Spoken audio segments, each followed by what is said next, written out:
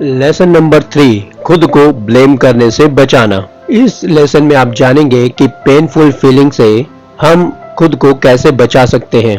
ये जो painful feeling है ना, इससे बचना हमें बहुत जरूरी होता है। हार्ट ब्रेक होने पर हम सभी एक गलती करते हैं। हम सोचने लगते हैं कि शायद हमने कुछ ऐसा किया होगा जिसकी वजह से यह सिचुएशन क्रिएट हुई। गलती हमारी ही थी। चलिए आपको एक एग्जांपल देता हूँ। एक लड़की सुरभि अपने ऑफिस में एक लड़के को चाहने लगी। दोनों एक दूसरे के साथ गुड टाइम स्पेंड करने लगे। फिर दोनों ने सोचा कि शायद साथ में हमें छुट्टियों में जाना चाहिए ताकि वो एक दूसरे को ज्यादा अच्छे से समझ पाए और उन्हें ये मौका मिले एक दूसरे को ज्यादा अच्छे से समझने के लिए। वो दोनों आगे के बारे में कुछ डिसाइड कर पाए और फिर कहानी आगे बढ़ती है। छुट्टियां बहुत अच्छी थी। दोनों ने एक दूसरे के साथ क्वालिटी टाइम स्पेंड किया। सुरभि को लग रहा था कि अनुपम अब उसे शादी के लिए प्रपोज करने ही वाला है, लेकिन अनुपम ने जो कहा वो जस्ट उसका अपोजिट था। उसने कहा कि उसके मन में सुरभि के लिए उतनी ज्यादा फीलिंग्स डेवलप नहीं हो पाई हैं जितनी की शादी के लिए जरूरत है, इसलिए उन्हें अब शायद अलग हो जाना चाहिए।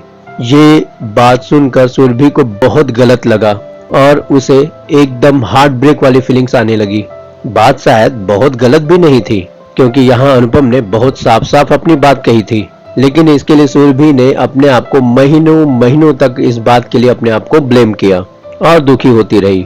ऐसा लंबे समय तक करते रहने से कोई भी बहुत गहरे दुख या फिर सीरियस डिप्रेशन में जा सकता है। ऐसे सिचुएशन में सुरभि यही सोचती रही कि शायद उसी की गलती है, लेकिन वो ये बात सोचने पर ये बात समझने की कोशिश ही नहीं कर पा रही थी कि उसे गलती कहाँ हो गई, कि उसने ऐसा क्या कर दिया।